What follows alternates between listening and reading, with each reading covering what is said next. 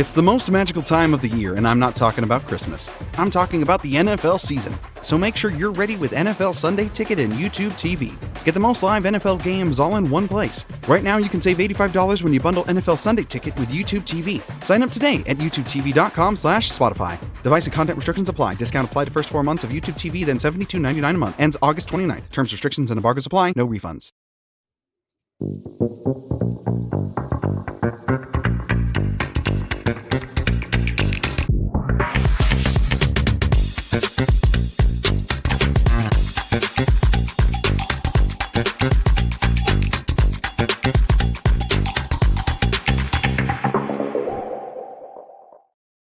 We may live over 5,000 miles from Lincoln Financial Field, but what we lack in proximity, we make up for in film study. And each and every week, we'll be bringing you in-depth film breakdowns from across the pond and the Sooner State. Welcome to On the Shane page. I am your host, Shane Haff. You can follow me on Twitter at ShaneHaffNFL, and I'm joined by BGN's own film guru, Jonny Page. Give him a follow on Twitter at JohnnyPage9. Jonny, how are you doing this evening? I'm good. I am tired. This is, I said to you off air before, this is very much the depths of the off season when we're doing rounds 5, 6, and 7. Did he even have a 7th round pick or 5 and 6 or whatever? But I have watched all these guys. I did spend a lot of my week last week watching Trevor Keegan, Dylan McMahon on offensive line film. So if you're going to watch it, we may as well talk about it. So yeah, I'm good. A little bit of a weird one. We're going to try and do this one quicker, he says. We don't do news on the pod, Shane. We don't really do news episodes. Not really like that. But I will give you 2 bits of news if you're watching live and for anyone listening. 2 things I think are standing out from today that I've heard. Firstly, just the James Bradbury joke that they're playing him at safety. And I tweeted, there's no way he can tackle. And then within 10 minutes, he's got injured and he's currently not playing. But the other one is that Mekhi Becton is playing left guard today. And I know that Jeff Stoutland spoke a lot about his versatility when he was interviewed yesterday. So I think last week we spoke about offensive line, and seeing as we're going to talk about offensive line today as well, if Becton has a little bit of positional versatility, I think that's quite interesting, especially when we're going to talk about the guys we're going to talk about today. So yeah, for anyone listening live especially, I've literally just seen that pop up on my phone. I don't think James Bradbury will play with the safeties too much. But anyway, how are you, Shane, on this Tuesday evening? Yes, I'm doing okay. I had a face-to-face encounter with a rather large snake earlier, and I don't do snakes, so a little shaky from that. That I have a theory that everyone has an irrational fear, and that one's mine. So I just have is that irrational? Isn't that a very rational fear? Well, like snakes are legitimately dangerous. No, I mean we don't see snakes here, Shane. Like the very fact you told me you had an encounter with one is very strange to me. No snakes in. No snakes. I mean, we do have like the ones in the grass that like don't do any like damage. I don't think I've ever seen one in my life. Oh well, yeah, I'm terrified of those. So when I was in college one day, and I was a good student in college. I graduated summa cum laude and all that. But I was leaving my apartment, my on-campus apartment, to go to a class, and I opened the door, and there was like a tiny little 8-inch long grass snake on the porch of our apartment. And I slammed the door shut and skipped class because I was like, I can't deal with that thing. And so I had like irrational fear. I was weed eating fence line out in the pasture because I'm trying to get fencing set up for livestock and all that. And this one was quite large, but like involuntary response, dropped the weed eater. And I was like 50 yards away at a sprint before I was like, oh, I should see where that thing's going so I can come back and get it later. And so, yeah, ran a wind sprint today. I needed somebody to clock my 40 time. I think it would have been quite fast. Wow. I'm going to say rational fear. I'm going to call that a very rational fear. If being scared of snakes is an irrational fear, then God knows how many irrational fears I've got. Anything that can do you harm is rational. That's my theory on it anyway. Yeah. So, other than that, we're good. This was a great excuse to not go back out in the pasture because I will be looking over my shoulder for like the next month until I forget about this. There you go. I'm trying desperately in my head to be like a great podcast intro and make a joke to snakes on the Eagles, but I can't think of one. So if anyone listening now is probably shouting at me, like, there's been plenty of snakes. Who was the guy years ago who left the cornerback? This is putting you on the spot. Orlando Scandrick. That's the one. We'll make an Orlando Scandrick. There you go. Insert Orlando Scandrick pun here. Yeah, what did he do? Play for the Eagles for like a tiny amount and then goes to ex-Cowboy, then just slated He the was Eagles there after? for like 2 weeks, and then they cut him, and then he was on like talk shows blasting the Eagles, and That's that the was a one. fun time. Maybe John Stonis has got to watch out. We're coming for you with your Eagle memories at the start of our podcast now. There's an Eagles memories for you, Orlando Scandrick. Right. We said we're going to do a quick episode, Shane, and we spent 5 minutes talking about snakes, Mekhi Becton, James Bradbury, and now Orlando Scandrick. So shall we explain what we're doing? I'll let you just start it off and get into it. Let's do it. So we're going to dive into the Eagles' last 3 draft picks. It is 5th round offensive lineman Trevor Keegan, and then a pair of 6th round picks in wide receiver Johnny Wilson and offensive line Dylan McMahon. So you guys that have listened, watched over the last couple of weeks, it's going to be a familiar format. We'll give you the physical profile, some relevant statistics, although there's not great statistics for offensive linemen.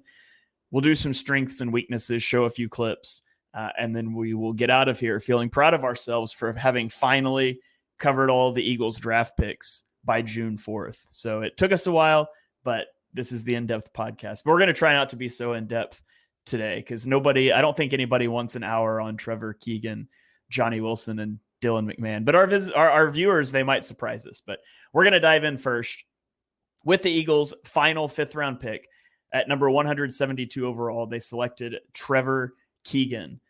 Trevor Keegan is 6'5" and 3/8 of an inch, which is 85th percentile height among offensive guards. He is 310 pounds, which is 41st percentile, with 32 and 3/8 inch arm length, which is 15th percentile. He had a 61st percentile 40-yard dash. He was a good jumper with 80th percentile vertical and 78th percentile broad jump. And overall, he had a 9.2 relative athletic score. And so Trevor Keegan, coming out of the University of Michigan, a program that has done a lot of winning over the last couple of years.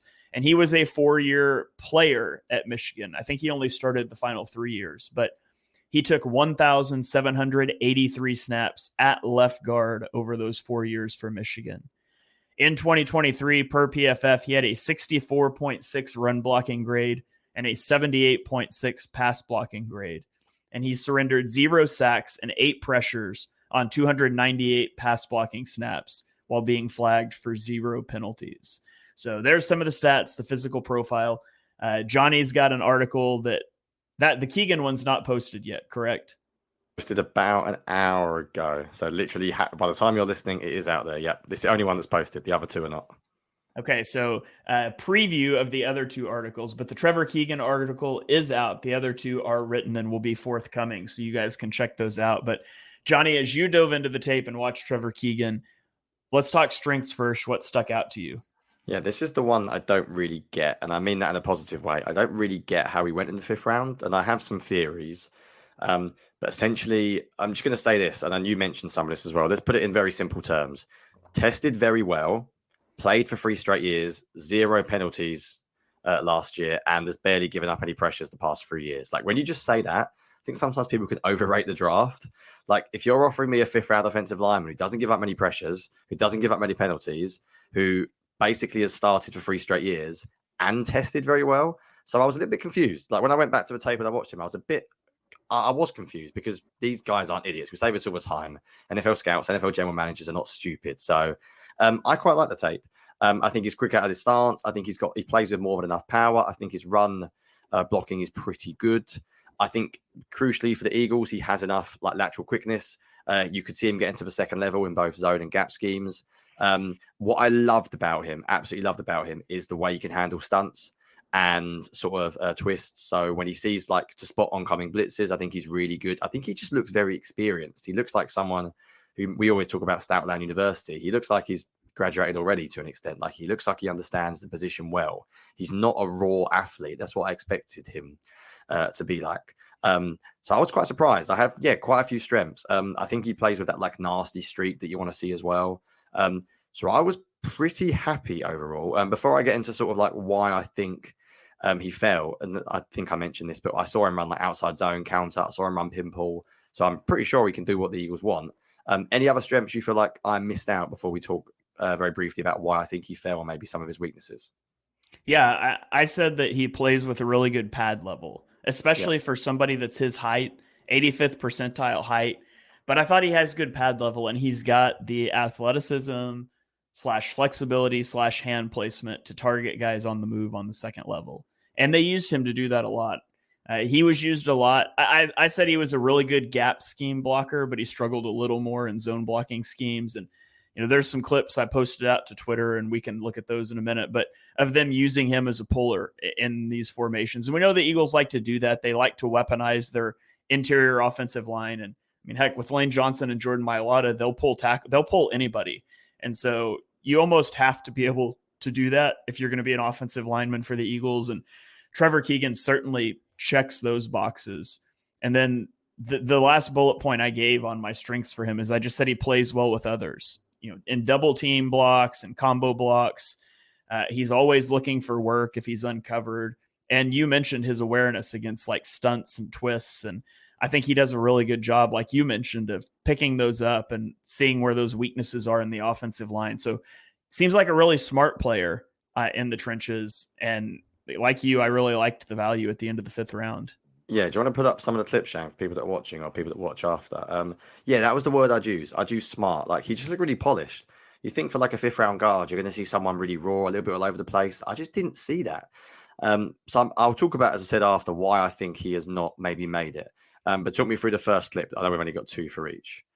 Yeah, this is just a couple of clips of him as a puller. And, he's the left guard, so he's going to be over here sort of hidden at the start of the play on this one. But getting out on the edge, sealing those off. And I just thought, it's a couple good examples, number 77 there, of getting out. Here's targeting on the move, is able to get hands on number 6, create the lane back inside. And we're back to the first clip now. I'll just let it roll again while we talk. But I thought that was his best usage at Michigan, is when they would get him on the move in the running game. And PFF graded him out as a better pass blocker than a run blocker.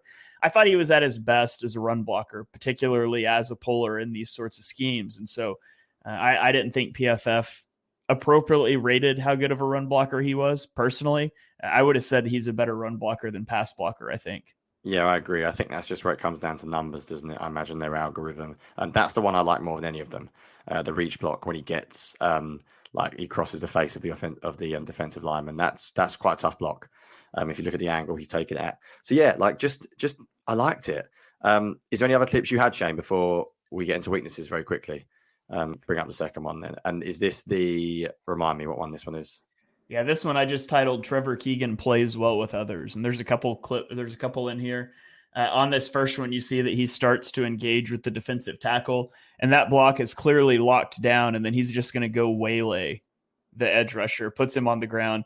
He's going to do a similar thing here. Again, he's partially hidden by the goalpost, but there's just nobody comes and he doesn't have anything to do. So he just unloads on the engaged defensive tackle and puts him on the ground. And you like a guy that will play with that mean streak.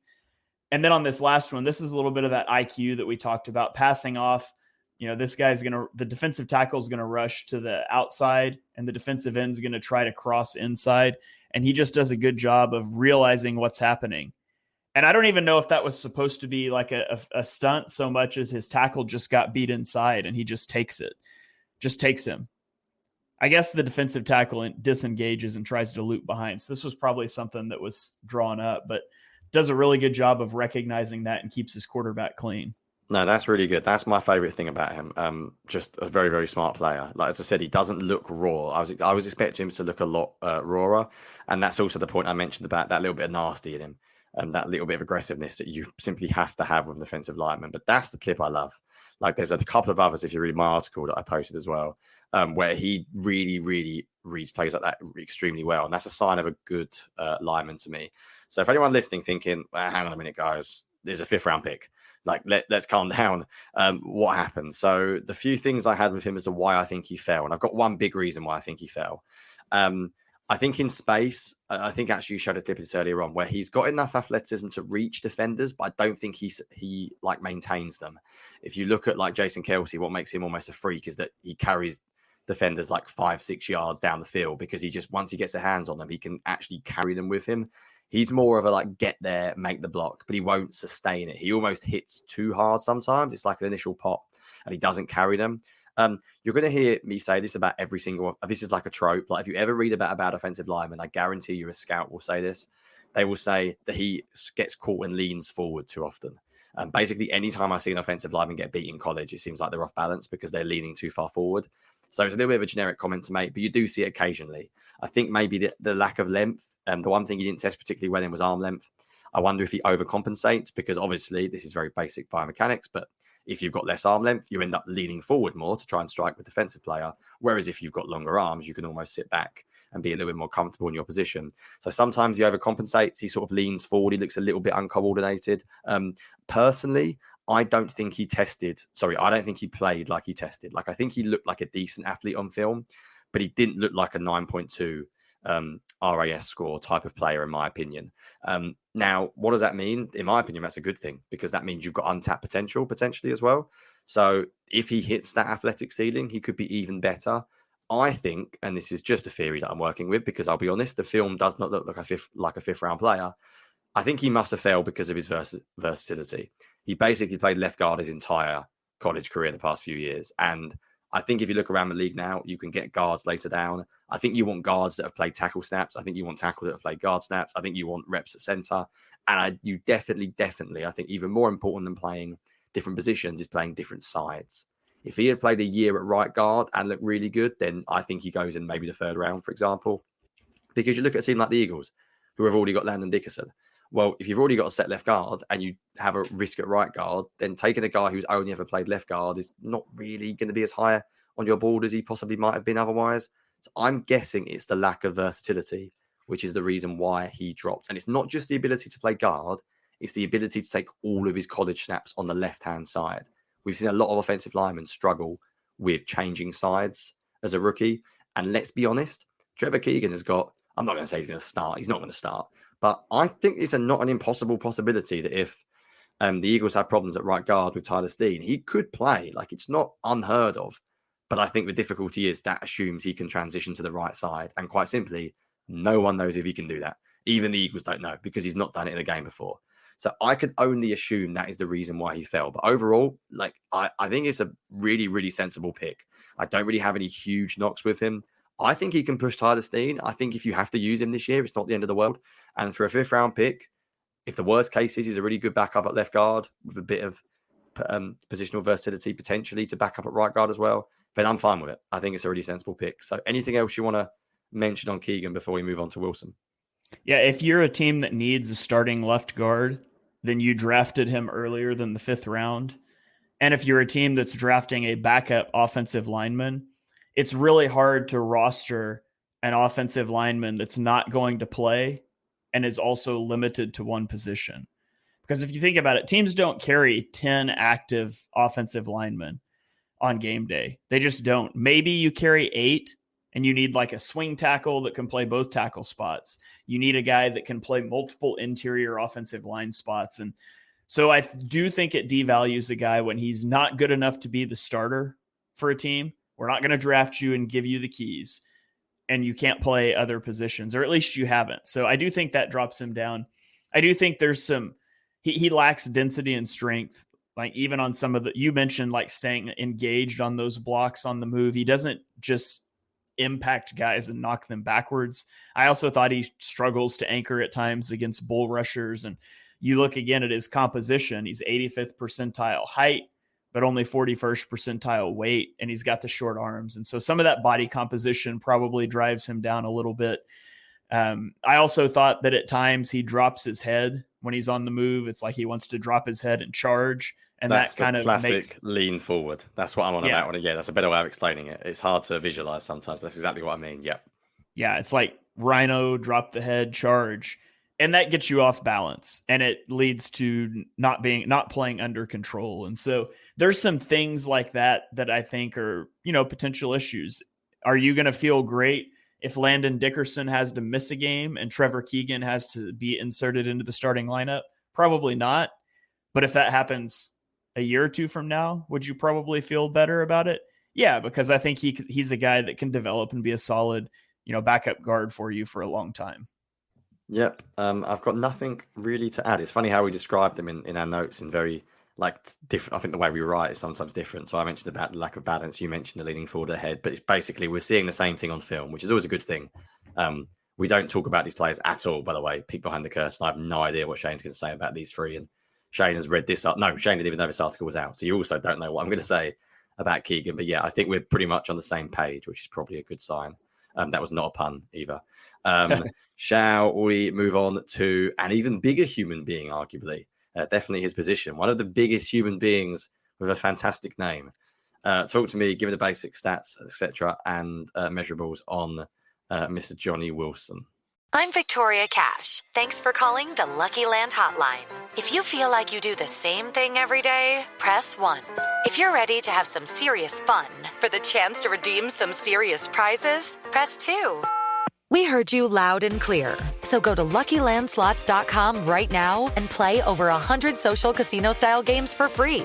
Get lucky today at LuckyLandSlots.com. No purchase necessary. VGW Group. Void where prohibited by law. 18 plus. Terms and conditions apply. He does spell his name wrong, though. But Jonny Wilson. His name wrong. That's why you fell in the draft. That's my theory. It's the biggest weakness I put on my scouting report. But there we go. Uses that H. He was drafted in the 6th round at pick 185 overall. I'll throw his spider chart up on the screen here. He is 6'6" and 3/8 of an inch, which is 99th percentile.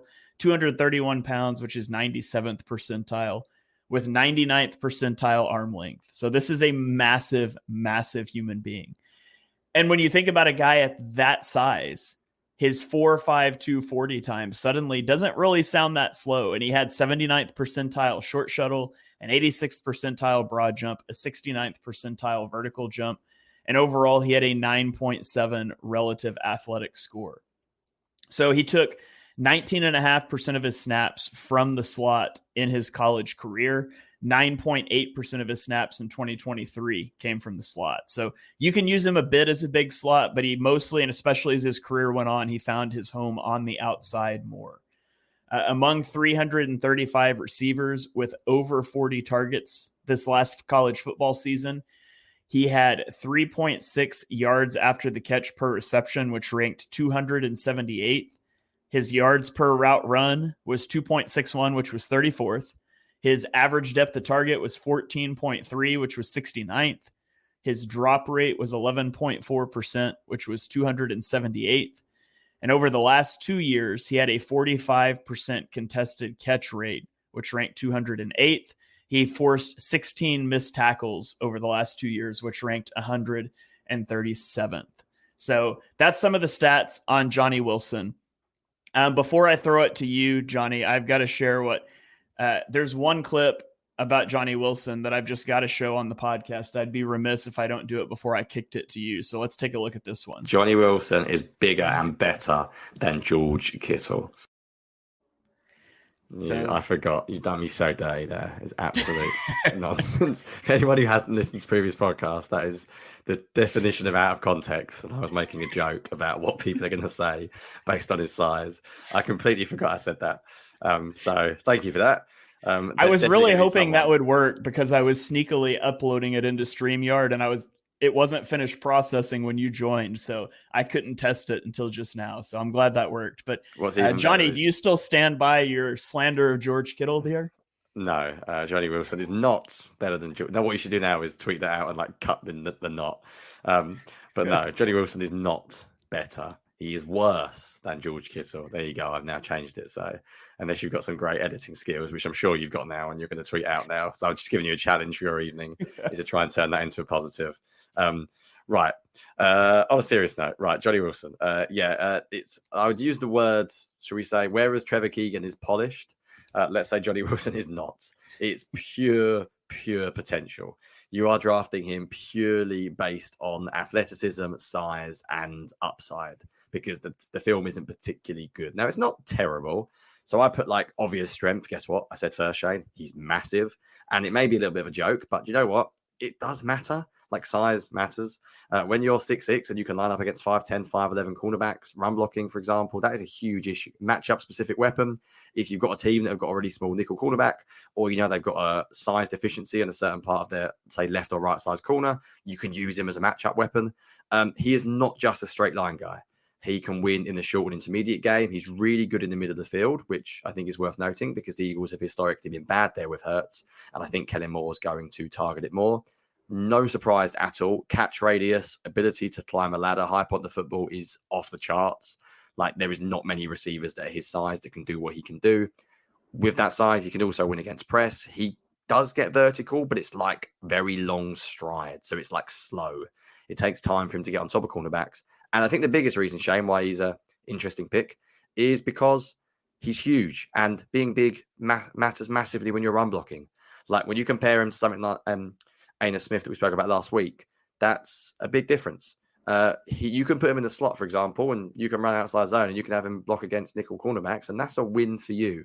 So potential is there. Absolutely worth it in the 6th round because it probably won't work out, but who the hell cares in the 6th round? If it does work out, you've got a potential player that you can use as a mismatch weapon if he makes the roster. So I'm fully on board with it as a 6th round pick. At that point, it's just worth a shot. When you compare him to other players that have failed at like really tall, like Kelvin Benjamin or Devin Funchess, correct me if I'm wrong, but they were early picks, 1st, 2nd round.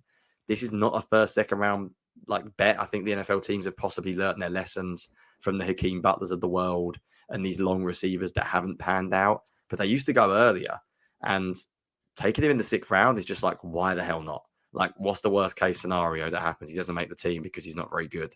But at least I want to shoot for upside in the 6th round.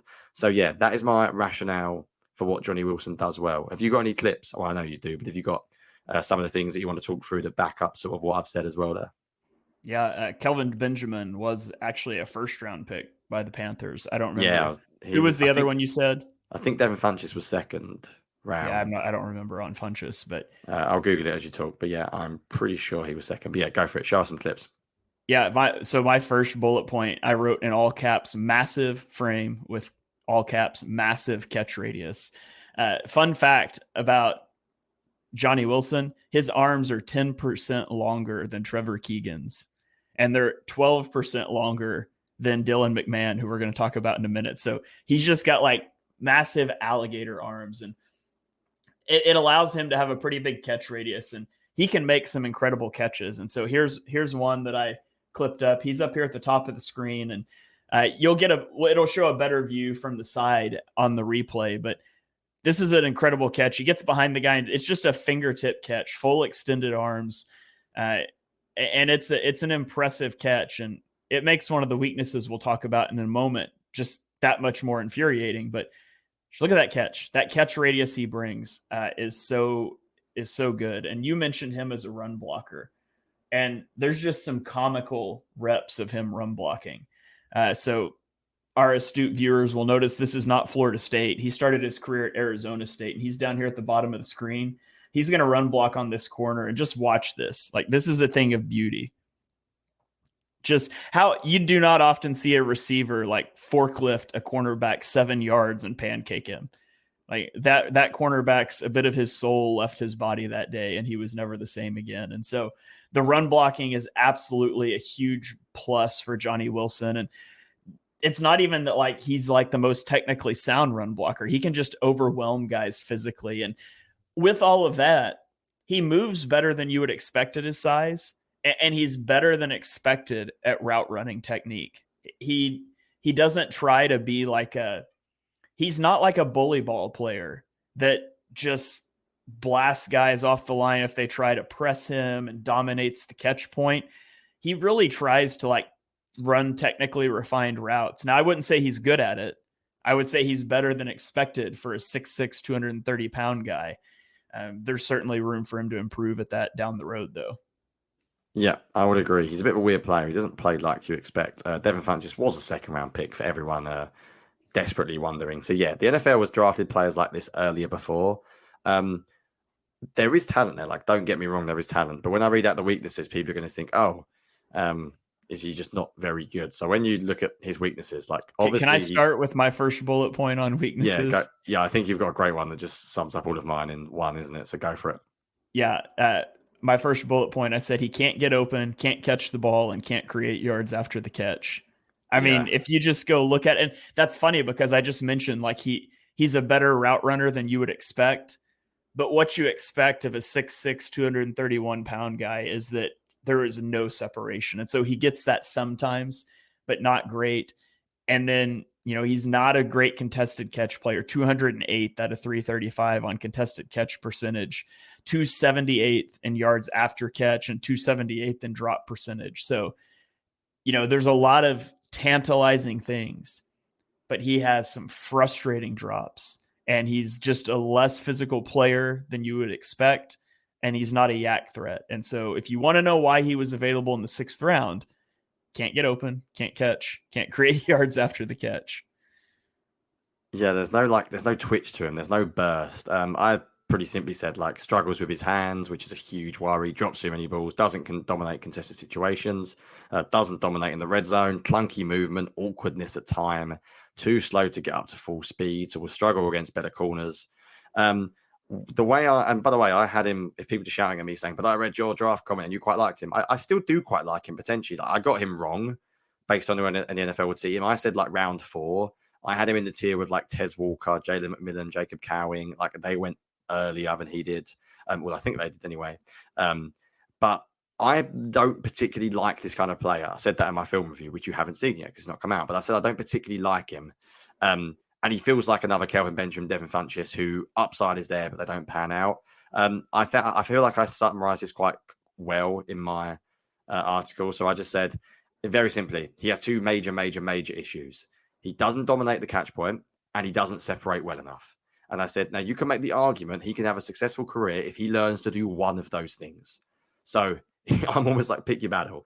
He either needs to dominate the catch point or he needs to separate. And if he does one of them, maybe he can have a career. If he does neither of them, he's done. Don't care how big you are.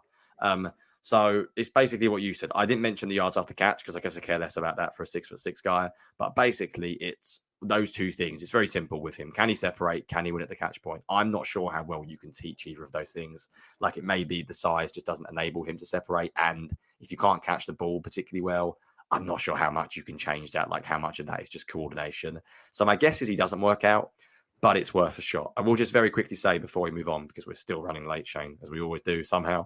And we're sort of half okay. But I hate the idea of moving his tight end. So please delete that from anyone who's tweeted that. Just scrap it. I don't know how many times we spoke about this, Shane. People who have listened to me a number of times know this. 12 personnel only works if you have the threat of running and blocking. Jonny Wilson maybe had to block a little bit for a receiver. He is not an inline tight end. If you put him at tight end, every single NFL team is going to go, sweet, we're staying in nickel, and we're still going to treat him as a wide receiver. He may as well be a wide receiver just in line. He does nothing for your offense. If he's going to succeed, he's going to succeed at wide receiver. If you can name the next wide receiver who's his size and his length and his weight who becomes a tight end and succeeds, then fair play. But I basically think it's impossible.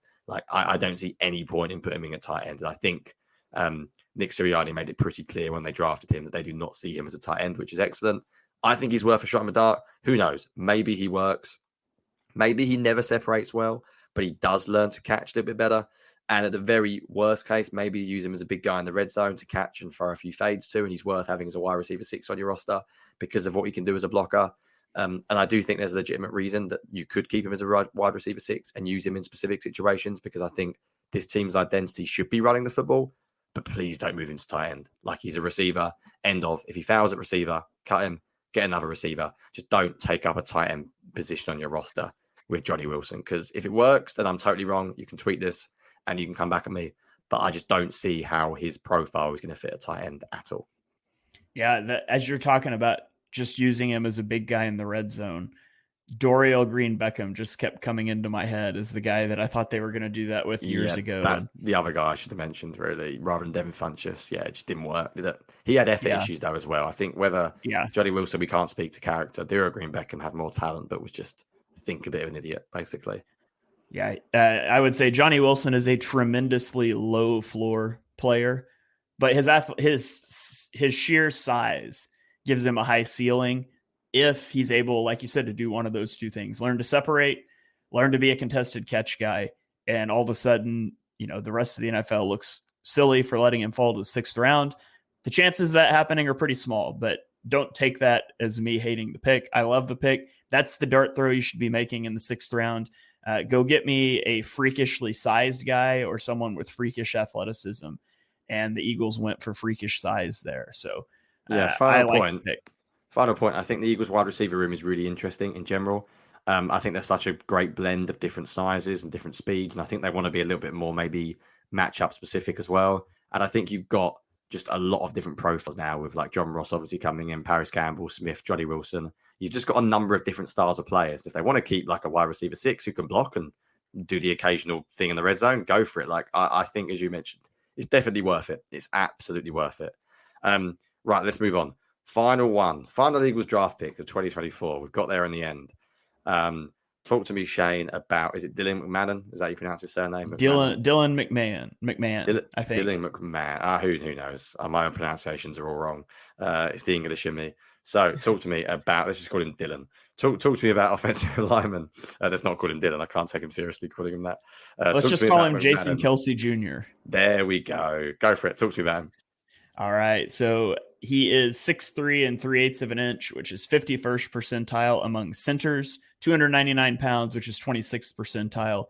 He has 13th percentile arm length, 18th percentile hand size. He had a 91st percentile vertical and a 98th percentile broad jump. And all in all, he had a 9.78 relative athletic score. So when you take a center, a pick before the Jason Kelce pick, and he's got basically the same profile. And Johnny, I know you tweeted out the redacted scouting reports for Dylan McMahon and Jason Kelce and asked people to guess which was which. There's a lot of similarities in like their scouting profiles. McMahon played 761 snaps at left guard, 848 snaps at center, and 1,153 snaps at right guard in his collegiate career. So he has that interior versatility. That said, he played center in 2023. He's likely a center only at the next level. And in 2023, he allowed 1 sack and 11 pressures on 345 pass block snaps. He also committed 5 penalties, and that's not an anomaly. He committed 20 total penalties across the last 4 years. So he is a bit of a penalty-prone guy. What did you see when you watched Dylan? Dylan, there we go. A couple of things, Shane, just because you mentioned about tweeting it out. So for those of you who don't know, on Twitter, I tweeted out NFL.com. So the same websites, scouting like overall review of Jason Kelce and Dylan McMahon. Or Dylan McMahon, oh my God, I can't do this anymore. I should DM. And basically, these are the responses. So Jason Kelce was the answer. I think you got it right, so well done to you, Shane.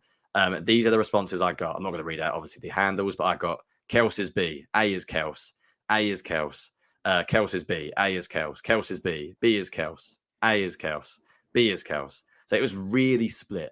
So I was quite interested by that. Like their scouting reports are identical. Obviously, I haven't released my article on him yet, but I did put in the conclusion there is a 0.01% chance he becomes Jason Kelce. Yes, he was picked at basically the same pick in the same round, but it's not going to happen. But I do think it's pretty interesting how the Eagles clearly have a type. So I quite liked him. I think like Johnny Wilson, he's a bit risky. And unlike Trevor Keegan, I think Trevor Keegan's like a safe pick. I think this could just not work. Like, I think he might not have the juice to play in the NFL. He might just be too weak. But he's really, really good in space. Really fluid, gets to the second level, can win in the screen game. Like, really good in sort of the same way Kelce's at pulling. For what it's worth, Josh Norris does an offensive line athleticism test.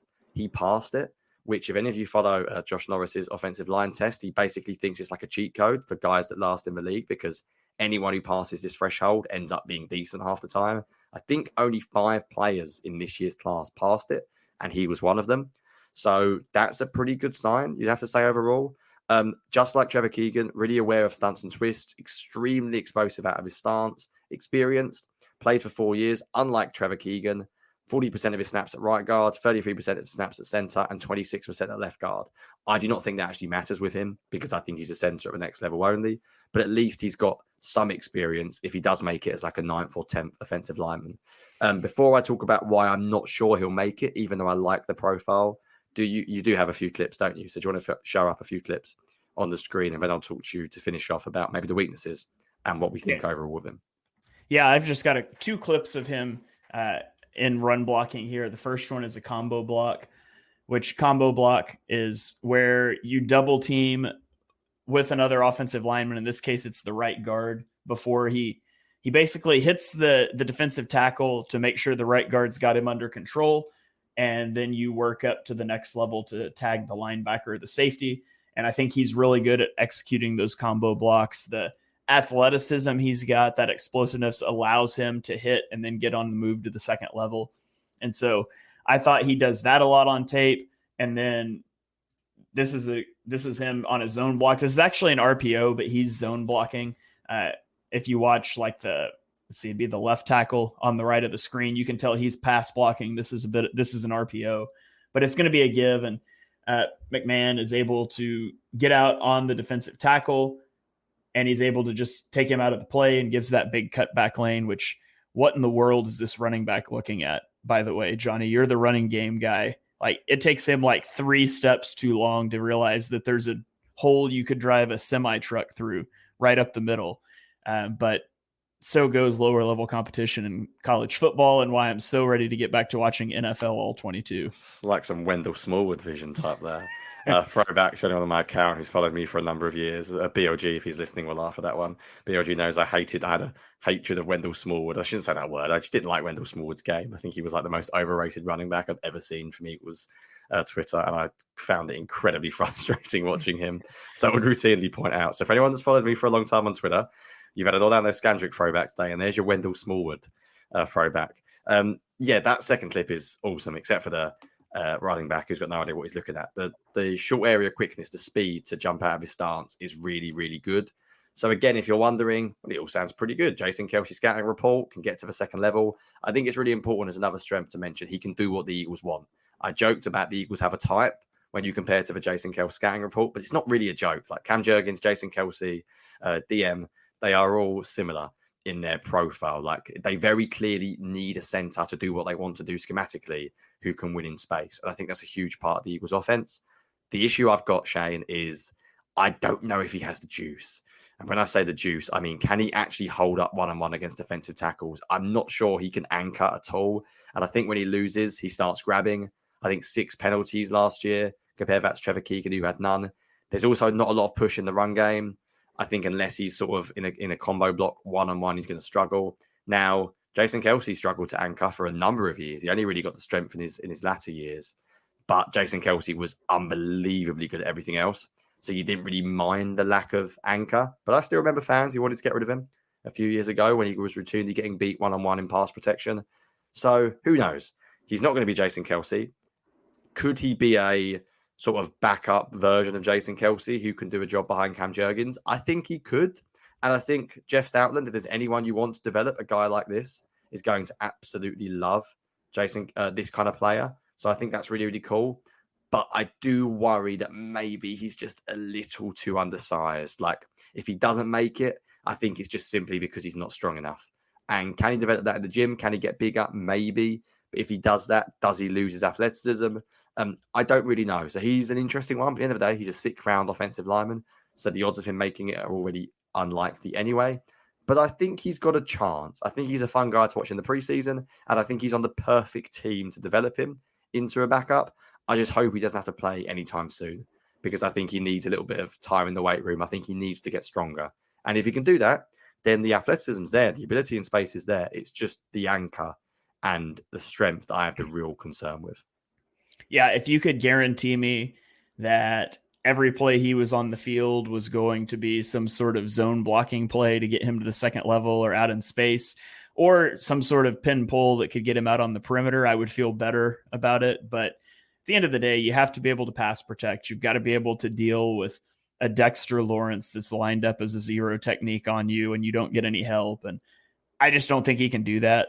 He's got super short arms, just almost non-existent anchor. And so, yeah, the Jason Kelce scouting report, but I think people have to remember that there's like a 95% chance Jason Kelce washes out of the league in the first 2 seasons. The 5% is what it turned into. And it's the same thing with like a Jordan Mailata. And it will be the same thing with Dylan McMahon if it works out. It will be a long shot. But again, that's the type of dice roll you should be taking in the 6th round. You're not drafting a starter. You're drafting a guy that he's probably not going to hit. But if he does hit, he's got a unique skill set like we talked about earlier. So again, I like the pick. I really like what the Eagles did with mostly the exception of what they did with the Jalix Hunt pick for reasons we've talked about. But draft as a whole, I really like the way they approached it. Yeah, and I think worst case, you've got a player who at least fits your scheme. And when you draft, you don't want to draft for need, you want to draft for scheme more. And I think he couldn't go to a better team. And I think everything the Eagles want to do at center, he fits the bill. So, yeah, I hope he doesn't play this year. I don't think he should have to as a 6th round pick. But he's an interesting one to finish on, isn't he? Yes, absolutely. So that is going to about do it for our Eagles draft pick film review. We're looking to take a break potentially from the film room next week to do a different sort of show and then maybe come back and briefly cover some of the Eagles UDFAs the week after that. But Jonny, before we get out of here, under an hour, I might add, for the first time in show history, do you have less than 15 minutes of final thoughts so we can continue to say we got out under an hour? Yeah, this is my 16th minute rant on Gabe Hall, Eagles UDFA that I was watching before the podcast. No, we would definitely get out before the hour. No, firstly, if you are listening, thank you very much. It's normally dead time in podcast land and Eagles land. We're going to keep going because we're starting something new. So we sort of feel like we have to. If you do have any ideas of what things you want to cover us, like schematic trends, we're going to basically try and get some really good guests on. The off season is really exciting because you can just talk about anything and everything. So please stick with us if you can. As always, leave the reviews, but also tweet us anything you want us to cover. If there's any like schematic trends that you want us to look at, then please do. And I appreciate the fact that Shane has told me there's still a fair few hundred watching live us break down Trevor Keegan, Jonny Wilson, and DM, which is blowing my mind. So thank you for the guys watching. Anthony, you just commented, yeah, really appreciate you. And we're not going to go anywhere. We will definitely do some random stuff. We will get to UDFAs because if you're here for the sickness of Eagles football, then you've got to have a show on Eagles UDFAs. But I need another week to watch them. So I don't want to ever do this podcast and not be prepared because people will know when I'm not prepared because I'll just talk utter nonsense. I need to be prepared at this stuff. So give us a week to look at the UDFAs. We'll try and get some cool guests on next week. And then, yeah, any ideas you got, please tweet us. Yes, absolutely. Shout out to Anthony for the comment and the rest of you that are watching live that maybe couldn't comment because you're pretending to work right now. We do appreciate you guys. Be sure you are subscribed to the Eagles Pinpool Network wherever you get your podcasts, most notably Apple Podcasts, Spotify. 5-star ratings and reviews really help us get the show out there. We're trying to build something really cool here, sort of a BGN radio replacement, if you will. So we've got some stuff in the pipeline for post-game shows and some preview shows and an NFC East look-around show. And we're going to be trying to bring in people and get this fully staffed as we approach the regular season. But you guys keep it tuned to the network.